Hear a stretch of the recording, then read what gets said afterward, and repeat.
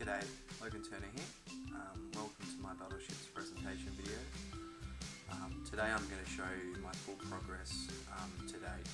Disclaimer, I didn't actually get to finish the full project, so instead I'm just going to show you the functions I was able to achieve with the interface, display, controls and the laser pointer. So we'll get right to it and we'll start with the construction of the device.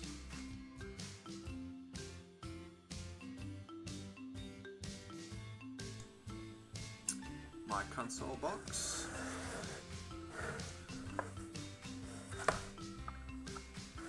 Let them open up lid to access all wires and circuits. And a stereo jack for communication.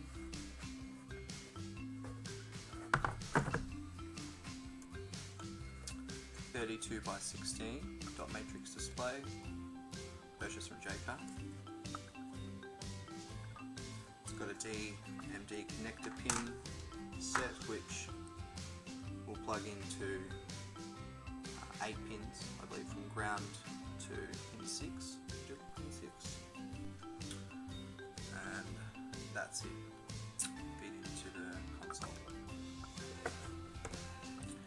Here's our control board. We have XY controls through potentiometers, 2 servos connected to a laser module for X and Y laser controls.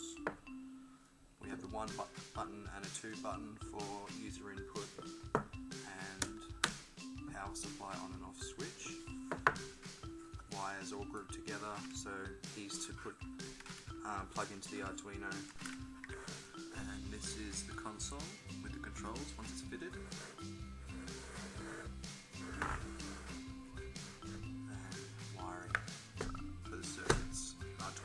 Power supply. All ready to go. This is an additional feature that I've decided to incorporate in the battleship's design. It's just a simple DC motor. I've circuited it with a transistor to allow control through the Arduino, and just a diode placed between the motor to avoid any reverse current.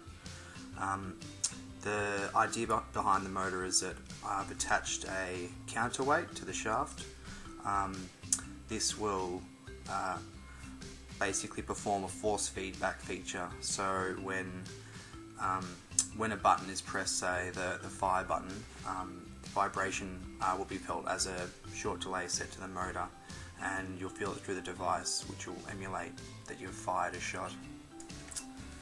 So now I'm just going to put all the bits and pieces together and hook it up to the power supply, and I'll show you some features that I've been able to program into the device.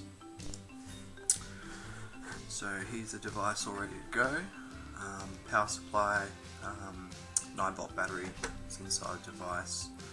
All I've got to do is switch on the power and then we do play. So there'll just be initial scrolling text and instructions, but just to save time I'm just playing some functions that I've already worked on. So we'll have a look at the grid setup. Now, I'm not sure you can see that very well, but we've got X coordinate and Y coordinates, and there we go.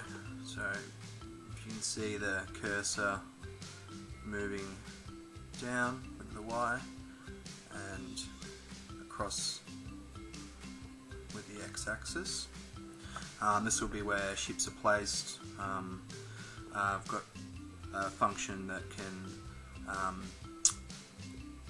drag a ship across the grid and potentially place it in a horizontal or vertical position, which I'll show you next.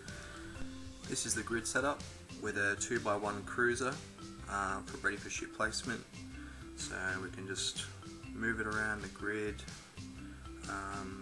Button 2 is programmed to swap it from vertical position to horizontal position. Try that. There we go, sorry. And we can check for out of bounds conditions. It will try and push the ship back into if you can see it flashing back and forth. There we go. So unfortunately we weren't able to place the ships using the Arduino code, so instead I'll show you a mock-up of what the ship placement will look like, and the laser controls as well. And here is a just a mock-up board I've done where we've placed our ships in our player quadrant, and this is the opponent quadrant where we've taken shots. So the idea is that in our quadrant our ships are solid lit up. When they take a hit, they'll flash, they'll blink. They're flashing quite quick, so it might be hard to see through the camera. And in this quadrant we've got shots we've taken. If we've taken a shot and missed, we've got a solid LED. But if we've hit another ship, then they'll flash just as if we've been hit as well. What I failed to mention before was I've also integrated a progress bar, which has been divided up 10 between the 17 hits possible, so it'll basically be equivalent to 1.5 hits, and once we've reached a certain threshold, a value will be taken back, and we'll get an LED lit up, and it's just basically easier for us to see who's winning and losing without counting each of the hits individually.